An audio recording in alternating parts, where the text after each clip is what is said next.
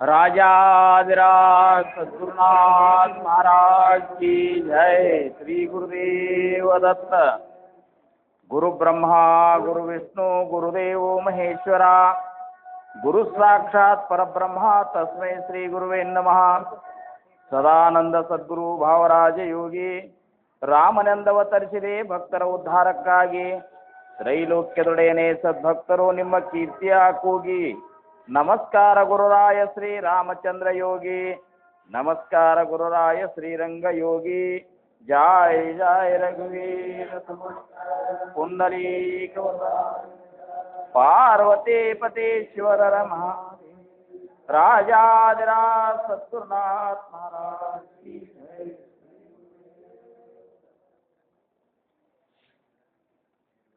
ಪ್ರಥಮವಾಗಿ ನಮ್ಮ ನಿಮ್ಮೆಲ್ಲರ ಆರಾಧ್ಯ ದೈವ ಶ್ರೀ ಸದ್ಗುರು ಸಮರ್ಥ ರಂಗರಾವ್ ಮಹಾರಾಜರ ಶರಣಾರವಿಂದಗಳಲ್ಲಿ ನನ್ನ ದೀರ್ಘದಂಡ ಪ್ರಣಾಮಗಳನ್ನು ಸಲ್ಲಿಸಿ,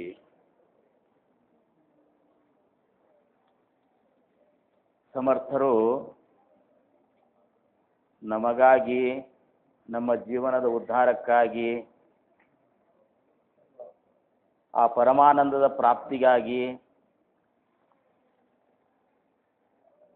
ಸಾಧಕದ ಸ್ಥಿತಿಯಲ್ಲಿ ನಾವು ಯಾವ ರೀತಿ ಸಾಧಕಾವಸ್ಥೆಯಲ್ಲಿ ಮುಂದುವರಿಬೇಕು ಅನ್ನೋ ಉದ್ದೇಶ ಇಟ್ಟುಕೊಂಡು ಅಂಥ ಒಂದು ಕಳಕಳಿಯಿಂದ ನಮ್ಮ ಮಹಾರಾಜರು ನಮಗೆಲ್ಲ ಈ ಸತ್ಸಂಗವನ್ನು ಒದಗಿಸಿಕೊಟ್ಟಾರ. ಇದನ್ನ ನಾವು ಮೊದಲು ತಿಳ್ಕೋಬೇಕು. ಸತ್ಸಂಗಗಳು ಆಗಲಿಕ್ಕತ್ತ ಭಾಳ ದಿವಸ ಆತೀವಿ. 9 ವರ್ಷಗಳು ನಡೆದಾವೀಗ. ಒಂದು ಸರಿ ಪೂರ್ಣ 200 ಸಮಾಸದ ಅಸುಬೋಧ ಮುಗಿದು ಹೋಗ್ಯದ. ಯಾಕ್ರಿ? ಮತ್ತೆ ತಿರುಗಿ ಇವತ್ತು ಎಲ್ಲಿಗೆ ಬಂದೆವು ಅಂದ್ರೆ 10ನೇ ದಶಕ 3ನೇ ಸಮಾಸ ಅಂದ್ರೆ ಸರ್ವಸಾಧಾರಣ ಮತ್ತು 90 ವಾರಗಳು 93ನೇ ವಾರ 293ನೇ ವಾರ ಅಂದ್ರೆ ನಾವು ನೀವುಗಳೆಲ್ಲ ಎಷ್ಟು ಸರಿ ಕೂಡೆವು ಅಂದ್ರೆ 293 ವಾರಗಳಲ್ಲಿ ನಾವು ಶ್ರವಣ ಮಾಡೆವು. ಸಮರ್ಥರು ಒಂದು ಕಡೆ ಏನು ಹೇಳ್ತಾರ, ಪರಿಪರತ್ರ ಸಾಧನೆ ವಿಣ ಮನೋನಯತೆ ಶ್ರವಣ ಅಂತಾರವರು. ನೀನು ಸಾಧಕಾವಸ್ಥೆಯಲ್ಲಿ ಇದ್ರ ಮಾತ್ರ ಶ್ರವಣ ಮಾಡುವಂತಾರವರು. ಸಮರ್ಥರ ಅಭಿಪ್ರಾಯ ಏನದ, ನೀನು ಗುರುವಿನಿಂದ ಉಪದೇಶ ತಗೊಂಡ ಮೇಲೆ ನೀನು ಸಾಧಕ. ಸಾಧಕ ಅಂದ್ರೆ ಏನು? ಎದರ ಸಂಬಂಧ ಸಾಧಕ? ಸಾಧ್ಯವನ್ನು ಪಡೆಯಲೋಸುಗ ನೀನು ಮಾಡುವಂಥ ಉಪಾಸನೆ ಕ್ರಮಕ್ಕೆ ಸಾಧನ ಅಂತಾರ. ಆ ಸಾಧ್ಯ ಯಾವುದು ಅನ್ನುವಂಥದ್ದು ಮೊದಲು ತಿಳ್ಕೊಂಡು ಆ ಒಂದು ಸಾಧ್ಯವನ್ನು ಸಾಧಿಸಿಕೊಳ್ಳಿಕ್ಕೆ ನಮ್ಮ ಸದ್ಗುರುಗಳು ಹೇಳಿಕೊಟ್ಟಂತಹ ಉಪಾಸನಾ ಮಾರ್ಗದಲ್ಲಿ ಚಾಚು ತಪ್ಪದೆ ನಡೆಯುತ್ತಿದ್ರೆ ಮಾತ್ರ ನೀನು ಶ್ರವಣ ಮಾಡುವಂತಾರ. ಅದಕ್ಕೆ ಅವರಂದ್ರು ಪರಿಪರತ್ರ ಸಾಧನೆ ವಿಣ. ಈ ಸಾಧನಾ ನಿನ್ನಲ್ಲಿ ಇರಲಿಲ್ಲ ಅಂದ್ರೆ ಮನೋನಯತೆ ಶ್ರವಣ ಅಂತಾರ ಅವರು. ನೀ ಕೇಳ್ತಿ ಅಂತ ಅಲ್ಲಿಕೆ ಬರುದಿಲ್ಲ ಅಂತ ವಿಚಾರ ಮಾಡಿದ್ರೆ 293 ವಾರಗಳ ಸತ್ಸಂಗದಷ್ಟೇ ಲೆಕ್ಕ ತೆಗೆದು ನಾವು 293 ಪ್ರವಚನಗಳನ್ನು ನಾವು ನೀವುಗಳೆಲ್ಲ ಕೇಳೆವು. ಮುಂದೆ ಸಪ್ತಾಹಗಳು ನಡೆಯುವಂಥವು ಬೇರೆ, ಸಪ್ತಾಹದಲ್ಲಿರುವಂಥ ಪ್ರವಚನಗಳು ಬೇರೆ, ಆಮೇಲೆ ವಿಶೇಷ ಸತ್ಸಂಗದೊಳಗೆ ನಾವು ಕೇಳೋದು ಬೇರೆ. ಅಂದ್ರೆ ಎಷ್ಟು ಕೇಳೆವು ಅಂದ್ರೆ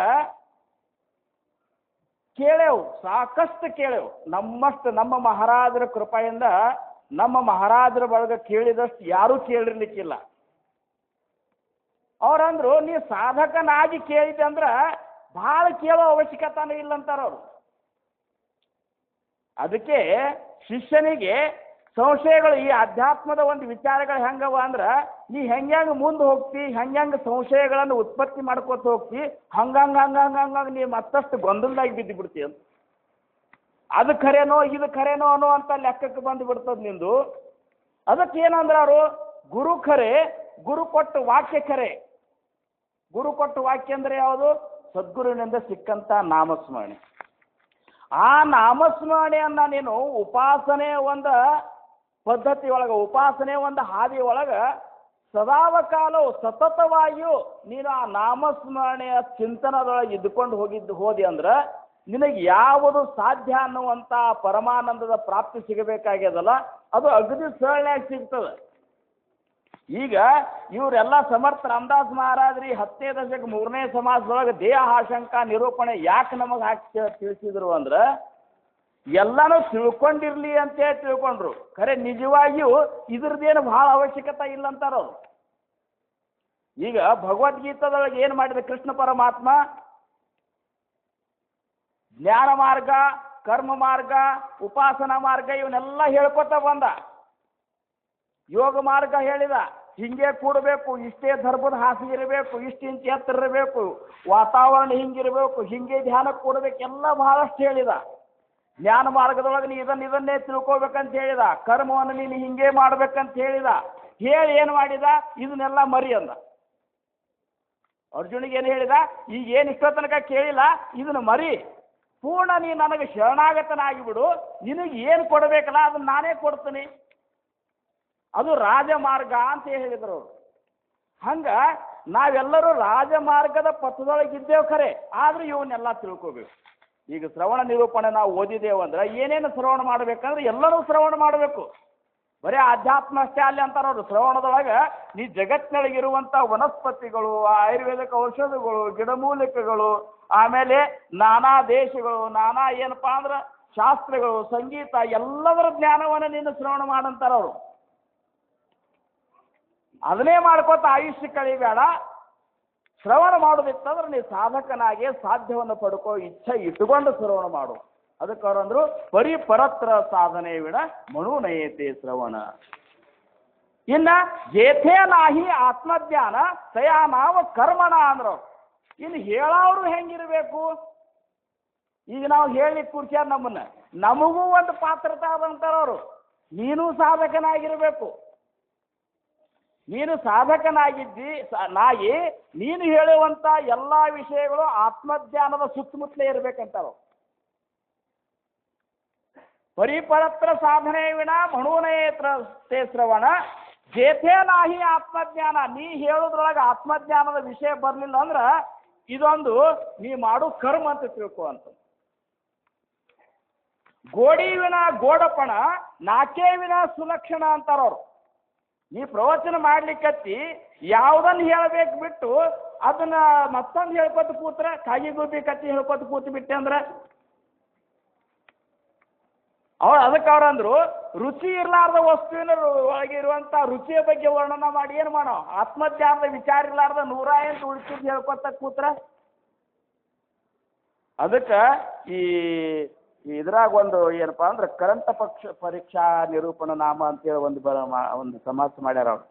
ಅದ್ರಾಗ ಅವ್ರು ಏನಂತಾರ, ಧಾನ್ಯ ಉದಂಡ ಮೋಜಿಲೆ ಅಂತ. ಧಾನ್ಯ ಉದಂಡ ಮೋಜಿಲೆ ಪರಿತ್ಯ ಮಾಪೆ ನಾಹಿ ಭಕ್ಷಿಲೆ ವಿವರಲಾವಿನ ತೈಸೆ ಜಾಲೆ ಪ್ರಾಣಿ ಮಾತ್ರಾಸಿ. ಧಾನ್ಯ ಉದಂಡ ಮೋಜಿಲೆ ಅದ್ದನಿಗಿರ್ತದ ನೋಡ್ರಿ ಸೊಲಿಗಿ, ಸಾಕಷ್ಟು ಧಾನ್ಯಗಳನ್ನು ಅಳಿತು. ಖರೆ ತಾಯಿ ಏನ್ರೆ ತಿತ್ತನು, ಒಂದು ಕಾಳ ಸಹಿತ ತಿನ್ಲಿಲ್ಲ, ಅಳಿದರೆ ಹಂಗೆ ಸಾಕಷ್ಟು 100 ಹಜಾರೋ ಚೀಲಗಳನ್ನು ಅಳದು ಬಿಡ್ತು. ಹಂಗ ಹೇಳೋದು ತಾಸುಗಟ್ಲೆ, 2 ತಾಸುಗಟ್ಲೆ, 3 ತಾಸುಗಟ್ಲೆ ಹೇಳಿದಿ, ಅದ್ರಾಗ ಆತ್ಮಜ್ಞಾನದ ವಿಚಾರಗಳು ಇರ್ಲಿಲ್ಲ ಅಂದ್ರೆ ತಯಾನಾವ ಕರ್ಮಣ ಅಂದ್ರ. ಅದಕ್ಕಂದ್ರು ಗೋಡಿವಿನ ಗೋಡಪಣ ನಾಕೇವಿನ ಸುಲಕ್ಷಣ. ಮೂಗನೇ ಇರುವುದಿಲ್ಲ, ಮುಖದ ಬಗ್ಗೆ ವರ್ಣನ 1 ತಾಸುಗಟ್ಲೆ ಮಾಡ್ಕೋತ ಕೊಡುದು. ಹಂಗ ಚಂದ್ರನಂತೆ, ಸೂರ್ಯನಂತೆ, ಅದರಂತೆ ಇದರಂತೆ ಅಂತ ಅಂದ್ರೆ ಮೊದಲು ಮುಖಕ್ಕೆ ಮೂಗು ಬೇಕು ಇಲ್ಲೋ? ಹಂಗ ನೀನು ಹೇಳುವಂತ ವಿಷಯದೊಳಗೆ ಆತ್ಮಜ್ಞಾನದ ವಿಚಾರಗಳು ಮೊದಲಿಗೆ ಸ್ಪಷ್ಟವಾಗಿ ಇರಬೇಕು ಅಂತ. ಸಾಧಕರ ಹೆಂಗಿರ್ಬೇಕು ಅನ್ನುವಂಥ ವಿಚಾರಗಳೇ ಮುಖ್ಯವಾಗಿರಬೇಕು.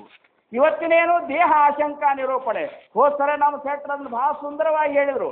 ಬ್ರಹ್ಮ ವಿಷ್ಣು ಮಹೇಶ್ವರ ಎಲ್ಲರೂ ಹುಟ್ಟಿದವರೆಲ್ಲ ಸಾಯ್ತಾರ. ಹಂಗಾದ್ರೆ ಬ್ರಹ್ಮ ಉತ್ಪತ್ತಿ ಮಾಡಾವ, ಅವನ್ ಯಾರು ಉತ್ಪತ್ತಿ ಮಾಡಿದ್ರು? ಶಿವ ಸಂಹಾರ ಮಾಡಾವ, ಅವನ್ ಯಾರು ಸಂಹಾರ ಮಾಡೋರು? ವಿಷ್ಣು ಪರಿಪಾಲನಾ ಮಾಡಾವ, ಅವನ್ ಯಾರು ಪರಿಪಾಲನಾ ಮಾಡ್ತಾರ? ಹಿಂಗೆ ಈ ಭಾಳ ಚಂದ ಹೇಳಿದ್ರು ಅವರು ಹೋದ್ಸರಿ ಇದ್ರೊಳಗೆ. ಇವತ್ತಿಂದಾದ್ರೂ ಅಷ್ಟೇ ಇದು ಹೆಂಗೆ ಹುಟ್ಟುತ್ತಪ್ಪ ಅಂತೇಳಿ ಶುರು ಮಾಡ್ಯಾರ ಅವರು. ಮೊದಲು ಒಂದಿತ್ತು, ಒಂದರೊಳಗೆ ಏನಪ್ಪ ಅಂದ್ರೆ ಜುಳುಕ್ ಹಾಯ್ದು ಹೋಗಿಬಿಡ್ತು. ಹಾಯ್ದ ಕೂಡಲೇ ಎರಡು ಆದು, ಮೂಲ ಮಾಯಾ ಉತ್ಪನ್ನ ಆದವು. ಅದರೊಳಗೆ 3 ಗುಣಗಳು ಉತ್ಪತ್ತಿ ಆದವು. ಆ 3 ಗುಣಗಳು ಯಾವುವು? ರಜೋ ಮತ್ತು ತಮೋ ಸತ್ವ ಗುಣಗಳು. ಅದರೊಳಗಿನ ತಮೋ ಗುಣದೊಳಗೆ ಮತ್ತೆ 3 ಗುಣಗಳಾದವು. ಆ ತಮೋಗುಣ ಅದರೊಳಗಿನ ತಮೋ ಗುಣದಿಂದ ಬ್ರಹ್ಮಾಂಡ ಉತ್ಪತ್ತಿ ಆಯಿತು. ಮೊದಲು ಏನಾಗಿಬಿಡ್ತು? ಮೊದಲು ಆಕಾಶ ನಿರ್ಮಾಣ ಆಯಿತು. ಅದರೊಳಗೆ ವಾಯು ಸಂಚಾರ ಆಗಲಿಕ್ಕತ್ತು. ವಾಯುನೊಳಗೆ ಅಗ್ನಿ ಉತ್ಪತ್ತಿ ಆಯ್ತು. ವಾಯುಗೆ ವಾಯುದೇವರಂದ್ರು, ಅಗ್ನಿಗೆ ಅಗ್ನಿ ದೇವರಂದ್ರು. ಆ ಅಗ್ನಿ ಒಳಗೆ ಆಪ ನಿರ್ಮಾಣ ಆಯ್ತು. ಅದು ಅಟ್ಟಿಸಿ ಪೃಥ್ವಿ ಆಯ್ತು. ಹಿಂಗೆ ಇದನ್ನೇ ಹೇಳಿಬಿಟ್ರು. ಇದನ್ನೆಲ್ಲ ತಗೊಂಡು ಏನು ಮಾಡೋ ನೀನು? ತಗೊಂಡು ಏನು ಮಾಡಾವ ಅಂದ್ರೆ ತಿಳ್ಕೋಬೇಡ ಅಂತಲ್ಲ, ತಿಳ್ಕೋಬೇಕಾಗಿದ್ದು ಏನು ಅನ್ನೋದು ಮೊದಲು ತಿಳ್ಕೋ. ತಿಳ್ಕೋಬೇಕಾಗಿದ್ದು ಏನು?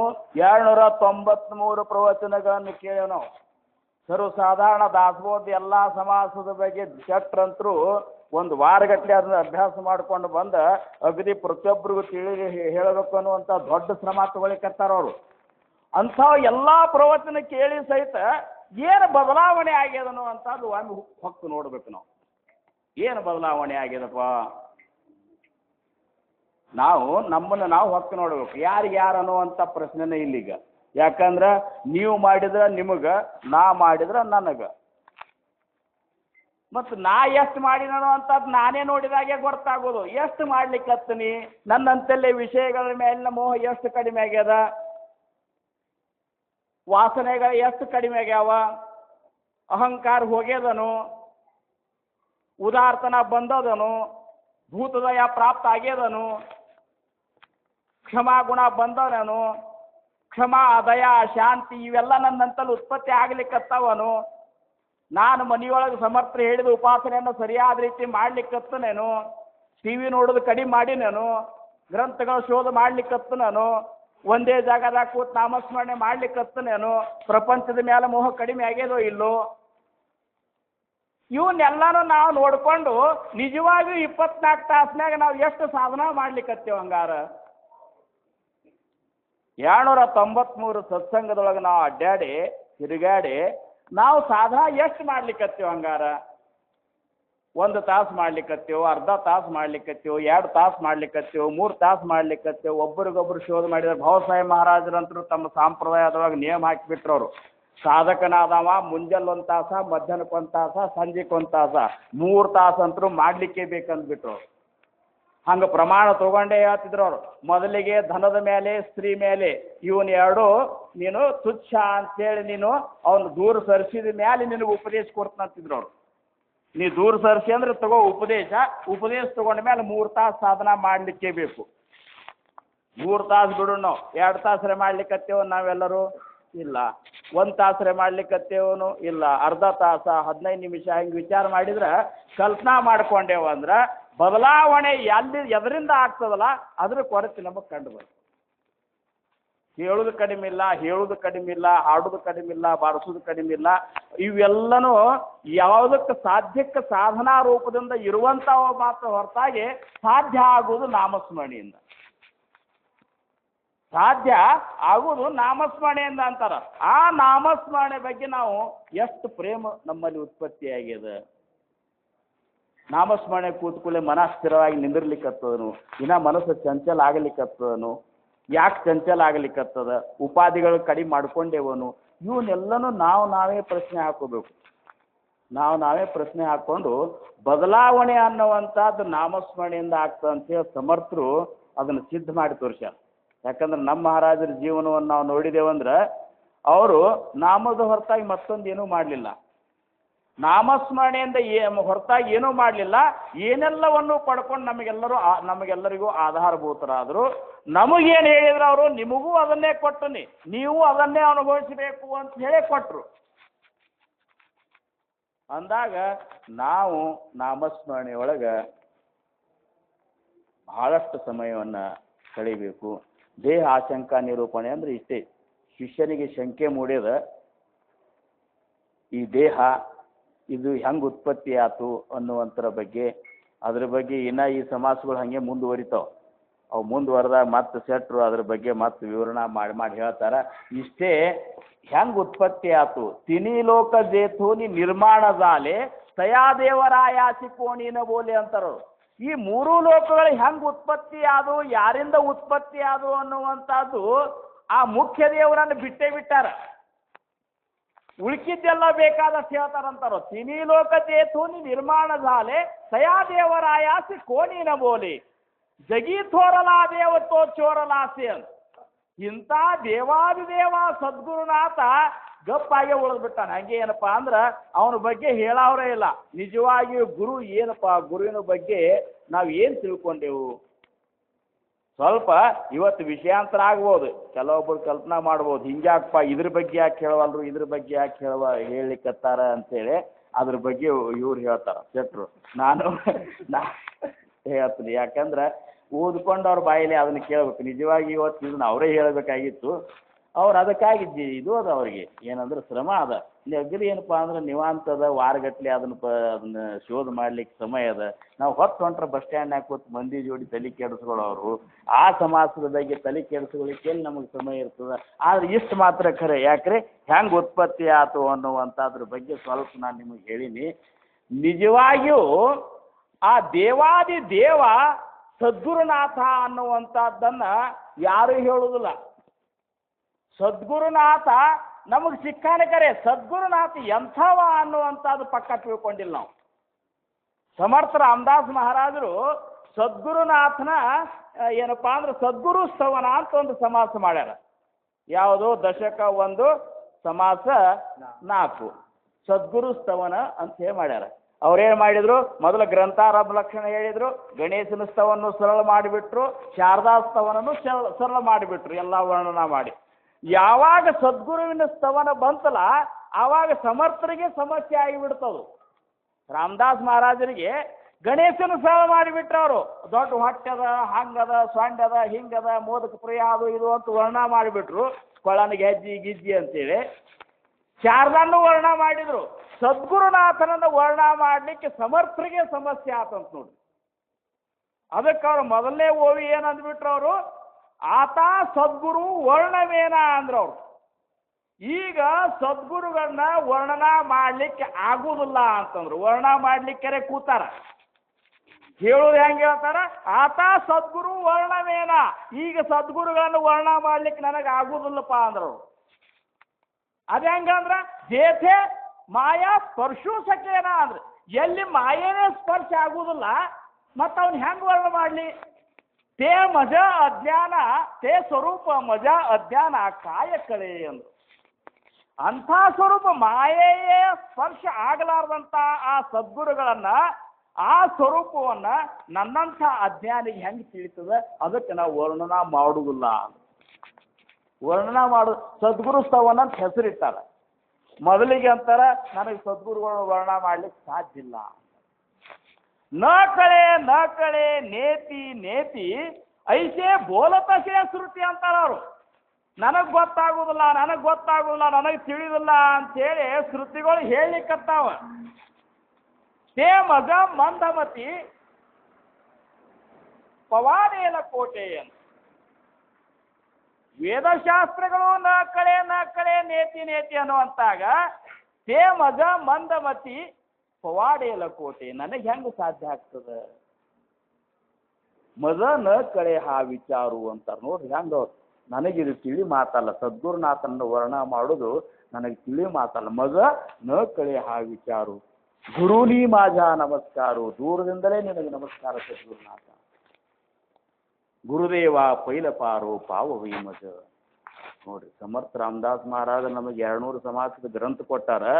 ಅವ್ರಿಗೆ ಸದ್ಗುರುನಾಥನ ವರ್ಣ ಮಾಡ್ಲಿಕ್ಕೆ ಆಗವಲ್ತು. ಮತ್ತು ಆ ಸದ್ಗುರುನಾಥನೇ ನಮಗೆ ಸಿಕ್ಕಾನಿಲ್ಲೋ. ಅಂಥ ವರ್ಣನಾತೀತ ಸದ್ಗುರುನೇ ನಮ್ಮವಿದ್ದು ಸದ್ಗುರುನಾಥ ಹೇಳಿದಂತಹ ಮಾರ್ಗವನ್ನು ನಾವು ನೀವುಗಳೆಲ್ಲ ಚಾಚೂ ತಪ್ಪದೆ ಎಷ್ಟು ಪಾಲಿಸಲಿಕ್ಕತ್ತೇವು ಅನ್ನುವಂಥದ್ದು ನಾವು ನೋಡ್ಕೊಂಡೇವು ಅಂದ್ರೆ ನಾವು ಕಾಕರಾರ್ತಿ ಎಷ್ಟೊತ್ತಿಗೆ ಮಾಡ್ತೇವೆ ಅನ್ನೋದು ಗೊತ್ತಿಲ್ಲ. ಒಮ್ಮೆ 6ಕ್ಕೆ ಮಾಡಿರ್ತೀವಿ, ಒಮ್ಮೆ 5ಕ್ಕೆ ಮಾಡಿರ್ತೀವಿ, ಒಮ್ಮೆ 7ಕ್ಕೆ ಮಾಡಿರ್ತೀವಿ. ಎದ್ದಾಗ ಮಾಡೋದು, ಎದ್ದಾಗೆ ಮಾಡ್ತೇವೆ ನಾವು. ಯಾಕಂದ್ರೆ ಹೇಳೋದೇ ಈಗ ಭಾಳ ಈ ಹಳಿ ಪೀಳಿಗೆ ಅನ್ನೋದಲ್ಲ, ಇವರೆಲ್ಲ 5ಕ್ಕೆ ಹೇಳ್ತಾರೆ. ಸದ್ಯದ ಪರಿಸ್ಥಿತಿಯೊಳಗೆ ಹೊಸ ಪೀಳಿಗೆಯವ್ರು ಎಷ್ಟೊತ್ತಿಗೆ ಹೇಳ್ತೀರಿಪ್ಪ ವಿಚಾರ ಮಾಡಿದ್ರೆ, ಗಿರೀಶ ನೀನೇ ಹೇಳಿ ಎಷ್ಟೊತ್ತಿಗೆ ಹೇಳ್ತೀರಿ? 7 ಗಂಟೆಗೆ. 7 ಗಂಟೆಗೆ ಎದ್ದ ಮೇಲೆ ಕಾಕರಾರ್ತಿ ಮಾಡಬೇಕು, ಬಿಡಬೇಕು, ಮಾಡಬೇಕು. ಆದ್ರೆ ಮಾಡ್ತಾರೆ. ಕಡಿಗೆ ಏನ್ರಿ ಹೆಚ್ಚು ಕಡಿಮೆ ಅಂದ್ರೆ ಹೇಳಯ್ಯ ಆತ್ಮಾರಾಮ, ನಮ್ಮ ಆತ್ಮನನ್ನು ಎಬ್ಬಿಸೋದು 7ಕ್ಕರೆ ಎಬ್ಬಿಸಲಿ 8ಕ್ಕರೆ ಎಬ್ಬಿಸಲಿ. ನಮ್ಮ ಮಹಾರಾಜರು, ನಾನು ನಮ್ಮ ಗುರಣ್ಣ ಅದು ಮಠದಾಗ ಮಲ್ಕೋತಿದ್ದೇವೆ. ನಾವು ಮಠದಾಗೆ ಮಲ್ಕೋತಿದ್ದೇವೆ. ನಾವೆಲ್ಲ ಸಣ್ಣ ಸಣ್ಣ ಹುಡುಗರಿದ್ದಾಗ ಮಹಾರಾಜರು ಮುತ್ಯಾರು ಬಂದಿರ್ತಿದ್ರು. ನಾವೆಲ್ಲರೂ ಮಠದಾಗ ಭೀಮ್ಸಿ, ನಾನು, ಆಮೇಲೆ ಶ್ರೀಮಂತ, ಗುರಣ್ಣ ಇವರೆಲ್ಲ ನಾವು ಮಲ್ಕೊಂಡಾಗ ನಮ್ಮ ಮಹಾರಾಜರು ಏನು ಮಾಡೋರು, ಬರೋಬ್ಬರ್ 4ಕ್ಕೆ ಎದ್ದು ಕೂತು ಬಿಟ್ರು ಅವರು ಕಟ್ಟಿಗೆಲ್ಲಿ. ಈಗೇನು ದಾಸಬೋಧಸ್ತಿ ಅಲ್ಲ, ಈ ಕಟ್ಟಿಗೆ ಕೂತು ಬಿಟ್ರು ಅವರು. ಕೂತ 5ಕ್ಕೆ ಭಾವರಾಯನ ಮನೆಯಿಂದ ಚಹಾ ಬರ್ತಿತ್ತು ಅವ್ರಿಗೆ. ಚಹಾ ಒಂದು ತಂಬಿಗ್ಯಾಗ ಇದು ಮಾಡ್ಕೊಂಡು ಬಂದು ಇಟ್ಟಿರ್ತಿದ್ರು. ಇವರನ್ನವರು ಮುತ್ಯಾರನ್ನವರು, ಭೀಮ್ಸಿ ಆ ಗುರುಶಂಕರನ್ನ ಎಬ್ಬಿಸಪ್ಪ ಅಂತ. ಕಾಕರಾರ್ತಿ ಮಾಡೋನು, ಶಂಕರನ್ನ ಎಬ್ಬಿಸಪ್ಪ ಅಂತ. ನಮಗೆ ದಿವಸ ಹೊತ್ತೊಂಟ್ರೆ ಇದೊಂದು ದೊಡ್ಡ ಕಿರಿಕಿರಿನೇ ನಮಗೆ. ಏನು ಭೀಮ್ಸಿ ಬರಾವ ಅವ್ರಿಗಚ್ಚ, ಪುರಾಣರ ಶಂಕರಣ್ಣರ ಹೇಳ್ರಿ, ಮಹಾರಾಜ ಮುತ್ಯಾರು ಕಾಕರಾರ್ತಿ ಮಾಡೋಣ ಅಂತ ಹೇಳ್ರಿ, ಭೀಮ್ಸಿ ಸುಮ್ಕೆ ಹೋಗ್ನಿ ಅಂತನವ್ರು. ಒಟ್ಟು ಬಿಡಲಾರ್ದ ನಮ್ಮನ್ನು ಹಂಗೆ ಇದು ಮಾಡಿ ಎಬ್ಸೋರು. ಇಷ್ಟು ಒಳಗೆ ಬೆಂಕಿ, ಇಷ್ಟು ತ್ರಾಸ ಆಗ್ತಿತ್ತು ನಮಗೆ. ಆದ್ರೆ ಆ ಸಮಯಕ್ಕೆ ಎಬ್ಸೇ ಬಿಡಾರು ನಮ್ಮನ್ನು. ಎಬ್ಸಿದ ಕೂಡಲೇ ಏನು ಮುತ್ಯಾರು ಬಂದ್ರೆ ನಮಗೊಂದು ದೊಡ್ಡ ಕಿರಿಕಿರಿ ನೋಡಂದ್ಕೋತ ಯಾರು ಎದ್ದು ಕೂಡಲೇ ಎದ್ರಿಪ್ಪ, ಹೋಗ್ರಿ ಹಂಗಾರ ನೀರು ಕೈಕಾಲು ತಕೊಂಡು ಬರೀಪ್ಪ ಅಂತ ಕಳ್ಸೋರು. ಒಂದು ಭೀಮ್ಸಿ ಏನು ಮಾಡಿದ, ಒಂದು ಬಕೆಟ್ ನೀರು ಕಾಸಿಟ್ಟಿರ್ತಿದ್ದಲ್ಲ, ಹೌದಿತ್ತದು, ಹೌದಿನ ಮಗಲು ಕಾಸಿಟ್ಟಿರ್ತಿದ್ದ. ಹೋಗ್ರಪ್ಪ ಬಿಸಿನೀರವ ಕೈಕಾಲು ತಕೊಂಡು ಹೋಗಿ ಕೈಕಾಲು ತಕೊಂಡು ಮುತ್ತು ತಕೊಂಡು ಬರೋರು. ಬಂದು ಕೂಡಲೇ ತಾವೇನು ಚಹಾ ಕುಡ್ದಿರ್ತದಲ್ಲ ಅದ್ರಾಗ ನಮಗೆ ಇಟ್ಟಿರ್ತಿದ್ರು. ತಗೋರಿ ಚಹಾ ಕುಡಿಯೋದು, ಕಾಕರಾರ್ತಿ ಮಾಡೋಣ್ರಿಪ್ಪ. ನಮ್ಮನ್ನ ಆ ಟೈಮಿಗೆ ಕಾಕರಾರ್ತಿ ಮಾಡಿಸೇ ಬಿಡೋರು ಅವ್ರು. ಒಟ್ಟು ಹೇಳಿ ಬಿಡಿ 7ಕ್ಕೆ ಮಾಡಲಿ ಅಂತ ಅವ್ರೇನು ಒಂದು ದಿವ್ಸ ನಮಗೆ ಅದಕ್ಕೆ ಕನ್ಸೆಷನ್ ಕೊಡಲಿಲ್ಲ ಅವರು. ಏನು ಸಣ್ಣ ಹುಡುಗರವ ಯಾವಾಗರ ಹೇಳಿ ಎದ್ದು ಮ್ಯಾಲ್ರೆ ಮಾಡಿಸೋಣ ಅಂತ, ಏನರ ಮಾಡೋಣ ಅಂತ ಹಿಂಗೆ ಕನ್ಸೆಷನ್ ಕೊಡಲಿಲ್ಲ ನೋಡೋರು. ಮತ್ತು ಅವ್ರು ಅಂಥ ಒಂದು ಕಟ್ಟುನಿಟ್ಟಿನ ಇದನ್ನು ಹಾಕ್ಯಾಳ, ಇಷ್ಟಕ್ಕೆ ಕಾಕರಾರ್ತಿ ಆಗ್ಬೇಕಂದ್ರೆ ಆಗೇಬೇಕು. ಮಧ್ಯಾಹ್ನ ಭಜನೆ ಬರೋಬ್ಬರ 5 ಗಂಟೆಗೆ ಮಧ್ಯಾಹ್ನ ಭಜನೆ ಆಗ್ಬೇಕಂದ್ರೆ ಆಗೇಬೇಕು. ನಾ ಎಲ್ಲ ಕುಂತಿರ್ತೀವಿ, ಆಡ್ಕೊತ ಕೂತಿರ್ತಿದ್ದೆ ನಾವು ಹನುಮಂದಿರ ಗುಡಿ ಮುಂದೆ. ನಾ ಸಣ್ಣವಿದ್ದೆ. ಹೋಗಿ ಭೀಮ್ಸಿನ ಕೊಟ್ಟು ಕಳ್ಸವ್ರಲ್ಲಿ, ಭೀಮ್ಸ್ಯ ಹೋಗಿ ಆ ಶಂಕರನ್ನ ಕರ್ಕೊಂಡು ಬಾರಪ್ಪ ಅನ್ನೋರು. ನಾವು ಒಂದು ಸ್ವಲ್ಪ ದಮಡಿ ಬಾರಿಸ್ತಿದ್ದೆ, ಕರ್ಕೊಂಡು ಬಾ ಅನ್ನೋರು. ಅವ ಭೀಮ್ಸಿ ಬಂದು, ಶಂಕರಣ್ಣರ ಮುತ್ಯಾರು ಕರೆದಾರಿ ಮಧ್ಯಾಹ್ನ ಭಜನೆ ಮಾಡೋದು ಅಂತ. ಅವು ಇಲ್ಲ ಅಂತ ಹೇಳಿ ಭೀಮ್ಸಿ ಅಂತ ಹಂಗೆ ಹುಮ್ಮತನ ಇತ್ತದು. ಹುಮ್ಮತನದಾಗ ಅವು ಇಲ್ಲ ಅಂತ ಹೇಳಿಬಿಡು ಭೀಮ್ಸಿ ಅಂತ. ಅವು ಹೋಗಿ ಏನು ಹೇಳೋರು ಮುತ್ಯಾರಿಗೆ, ಮಹಾರಾಜರ ಕುಂಟ್ಲಪೆ ಆಡ್ಲಿಕ್ಕತ್ತಾರೆ ಶಂಕರಣ್ಣವರು, ಅವ್ರು ಇಲ್ಲ ಅಂತ ಹೇಳಿ ಕಳ್ಸ್ಯಾರ್ರಿ, ಅದು ಹೇಳಂತ ಹೇಳ್ಯಾರ್ರಿ. ಅವಂತರೂ ಸುಳ್ಳು ಮಾತಾಡವಲ್ಲ. ಕೊಡಿ ಹಂಗೆ ಅಂತ ಕರ್ಕೊಂಡು ಬಾ ಅಂತ ಮತ್ತೆ ಮತ್ತೆ ಬಂದು ಕರ್ಕೊಂಡು ಬಂದು ಮತ್ತೆ ಆ ಬರೋಬ್ಬರ ಮಧ್ಯಾಹ್ನ ಭಜನೆ ಆಗಲಿಕ್ಕೇ ಬೇಕು. ಸಂಜೆ ಭಜನೆಗಂತರೂ ಅಗದಿ ಏನು ಪದ್ಧತಿ ನಾವು ಇರತ್ತಿದ್ದೀವೋ, ಸಂಜೆ ಭಜನೆ ಪದ್ಧತಿ ಆಗೋದೇ. ಅಂದ್ರೆ ನಮ್ಮ ಮಹಾರಾಜರು ನಮಗೆ ಇವನ್ನೆಲ್ಲ ಮಾಡಿ ತೋರಿಸಿದ್ರು. ಈಗ ನಮಗೆ ನಮ್ಮ ಮನಸ್ಸಿಗೆ ಬಂದಂಗೆ ಮಾಡ್ತೇವೆ ನಾವು. ಮನಸ್ಸಿಗೆ ಬಂದಂಗೆ ಕೆಲವೊಬ್ಬರು ಪದ್ಧತಿ ಮಾಡ್ತಾರೆ. ಸಾಧಾರಣ ಅಸಾಲಟ್ಟಿ ಒಳಗಂತೂ ಪದ್ಧತಿ ಆ ಸಮಯಕ್ಕೆ ಸರಿಯಾಗಿ ನಡೆದದ. ನಮ್ಮ ಮನೆಯೊಳಗೆ ಹೆಂಗಂದ್ರೆ ಒಮ್ಮೆ ಗಾಡಿ ಮೇಲೆ ಆಗಿಬಿಟ್ಟಿರ್ತದೆ ಭಜನೆ, ಒಮ್ಮೆ ಬಸ್ನಾಗೆ ಆಗಿ ಹೋಗಿರ್ತದೆ, ಒಮ್ಮೆ ಆದ್ರೆ ಆತು, ಆಗ್ಲಿಕ್ಕಂದ್ರೆ ಇಲ್ಲ. ಉಪಾಸನೆ ವಿಣ ಪಾರಮಾರ್ಥ ಕೋಟ ಅಂದ್ಬಿಟ್ರು ರಾಮದಾಸ್ ಮಹಾರಾಜ್. ನೀ ಉಪಾಸನ ಮಾಡಲಿಲ್ಲ, ಸದ್ಗುರು ಹೇಳಿದಂಥ ಉಪಾಸನೆಗಳನ್ನು ನೀನು ಮಾಡಲಿಲ್ಲ ಅಂದ್ರೆ ನೀ ಏನು ಮಾಡಿದ್ದೆಲ್ಲ ವ್ಯರ್ಥ ಅಂತ. ಅದಕ್ಕೆ ನಾವು ನೀವುಗಳೆಲ್ಲ ಈ 293ನೇ ಸತ್ಸಂಗದಾಗ ತಿಳ್ಕೋಬೇಕಾಗಿದ್ದೇನಂದ್ರೆ, ಶ್ರೀ ಸದ್ಗುರುನಾಥ ನಮಗೆ ಏನು ಹೇಳ್ಯಾರಲ್ಲ ಅದ್ರಾಗ ಎಲ್ಲಿ ಫರಕ್ ಆಗಲಿಕ್ಕತ್ತದ ಅದನ್ನು ತರಿಸೋದು, ಅವ್ರು ಹೇಳಿದಂಥ ಒಂದು ಏನಪ್ಪ ಅಂದ್ರೆ ಮಾರ್ಗವನ್ನು, ಉಪಾಸನೆಯನ್ನು ನಿಷ್ಠುರವಾಗಿ ಮಾಡಲಿಕ್ಕೇ ಬೇಕಂತೇಳಿ ನಿರ್ಧಾರ ಮಾಡೋದು. ಒಬ್ಬರು ಮಾಡಿದ್ರೆ ಸಾಕಂತೆ ನಾವು ಮನೆಯಾಗೀಗ ಏನು ಒಬ್ಬರು ಮಾಡಿದ್ರೆ ಆ ಮನೆತನದ ಕೆಲಸ ಬಗ್ಗೆ ಹರಿತದ, ಆ ಮನೆ ಸ್ವರ್ಗಕ್ಕೆ ಹೋಗ್ತಾನ, ಆ ಮನೆಗೆ ಮುಕ್ತಿ ಸಿಗ್ತದನ. ನಮ್ಮ ಮನೆಯೊಳಗೆ ಒಬ್ರು ಅವ್ರೊಬ್ರು ಮಾಡಿಬಿಡ್ತಾರ್ರಿ. ನಮ್ಮ ಮನ್ಯಾಗಂತೂ ಹೆಣ್ಮಕ್ಳೇ ಮಾಡಿಬಿಡ್ತಾರ ಅಂತ ಮತ್ತೊಬ್ರು ಹೇಳ್ತಾರ. ಯಾರು ಮಾಡ್ತಾರ ಅವ್ರಿಗೆ ಸಿಗ್ತದೆ, ಮನೆಗೆ ಮುಕ್ತಿ ಸಿಗುದಿಲ್ಲ. ನಾ ಮಾಡಿದ್ ನನಗೆ ಸಿಗ್ತದೆ. ಮತ್ತು ನಾವು ಎಲ್ಲರೂ ಕೂಡಿ ಅಕಸ್ಮಾತ್ ಆ ಸದ್ಗುರುನಾಥ್ ಹೇಳಿದ ಉಪಾಸನೆಯನ್ನು ಕುಟುಂಬದವರು ಕೂಡಿ ಮಾಡಿದ್ರೆ ಕುಟುಂಬನೇ ಸ್ವರ್ಗ ಆಗಲಿಕ್ಕಿಲ್ಲ, ಮನೆಯೇ ಮಂದಿರ ಆಗಲಿಕ್ಕಿಲ್ಲ. ಇವೆಲ್ಲನೂ ಯಾಕೆ ಸಡ್ಲಾಗ್ತಾವಂದ್ರೆ ಸದ್ಗುರುನಾಥ ಸಗುಣದೊಳಗೆ ಇಲ್ಲ ಅಂತೇಳಿ ತಿಳ್ಕೊಂಡು, ನಿರ್ಗುಣದೊಳಗೆ ಸಮರ್ಥರು ಇಲ್ಲ ಅಂತ ತಿಳ್ಕೊಂಡದಕ್ಕಾಗ್ತದೆ. ಸಮರ್ಥರು ಸಗುಣನೂ ಹೌದು, ನಿರ್ಗುಣನೂ ಹೌದು. ಸಗುಣ ನಿರ್ಗುಣ ಏಕು ಗೋವಿಂದುರೇ ಅಂತೇಳಿ ಅವರು ನಿರ್ಗುಣದಾಗೂ ನಮ್ಮನ್ನು ನೋಡ್ತಿರ್ತಾರ, ಸಗುಣದಾಗಂತರೂ ನೋಡೇ ನೋಡ್ಯಾರ. ಅದಕ್ಕೆ ಸಮರ್ಥರು ನೋಡ್ತಿರ್ತಾರ ಅಂತೇಳಿ ತಿಳ್ಕೊಂಡೇ ನಾವು ಮನೆಯೊಳಗೆ ವ್ಯವಹಾರ ಮಾಡಬೇಕು, ಆ ರೀತಿ ಪೂಜಾ ಮಾಡಬೇಕು, ಆ ರೀತಿ ಸದ್ಗುರುನಾಥಗೆ ಅನನ್ಯವಾಗಿ ನಾವು ಯಾವಾಗಲೂ ಕೇಳ್ಕೊತ ಇರಬೇಕು. ನಮ್ಮಲ್ಲಿರುವಂಥ ತಪ್ಪುವನ್ನು ಮೊದಲು ಸಮರ್ಥರಿಗೆ ಹೇಳ್ಬೇಕು. ನಾವೇನು ಮಾಡ್ತೇವೆ, ಸಮರ್ಥರ ಮುಂದೆ ಅಗದಿ ಸಾಜುಗಾಗಿ ನಿಂತು ಬಿಡ್ತೇವೆ. ಇಲ್ಲೇ ತಪ್ಪದು ನಮ್ಮದು. ಏನು ನಮ್ಮ ಕಡೆ ಇದ್ದದ್ದು ಮೀತವ ಅನ್ಯಾಯಿ ಅಪರಾಧಿ ಕರ್ಮಹೀನ ಮತಿಮಂದ ಬುದ್ಧಿ ತುಜಾಮಿ ಆಥವಿಲ ನಾಹಿ ಕಡೆ कधी वाचे कृपानिधी माया बापा नाही ऐकले गायले गीत धरली लाज सांडिले ಇತ್ತ ಇವನ್ನೆಲ್ಲ ಬಿಡಿಸಿ ಬಿಟ್ರೆ ನಾ ಏನೆಲ್ಲ ಪೂರ್ಣ ಮೂರ್ಖರೇ ಇದ್ದೀನಿ ಅಂತನ್ನುವಂಥ ಸ್ಥಿತಿ ಅದ.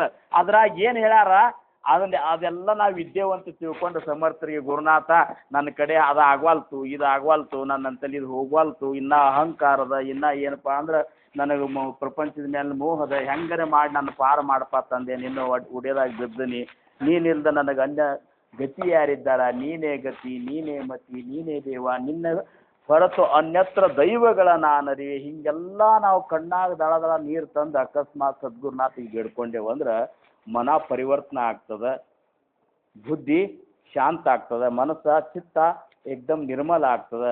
ಆವಾಗ ನಾಮಸ್ಮರಣೆ ಅನ್ನುವಂಥದ್ದು ನಮಗೆ ನಿಮಗೆ ಅದೇನಪ್ಪ ಅಂದ್ರೆ ಪಟ್ನ ತಗೋತದೆ. ಒಮ್ಮೆ ನಾಮಸ್ಮರಣೆ ಮಾಡ್ಲಿಕ್ಕೆ ಶುರು ಮಾಡಿದೇವಂದ್ರೆ ನಾವು ಮಾಡೋ ಸಮಯಕ್ಕೆ ಎಲ್ಲಿದ್ದರೂ ಪಟ್ನ ಎತ್ತರ ಆಗಬೇಕು.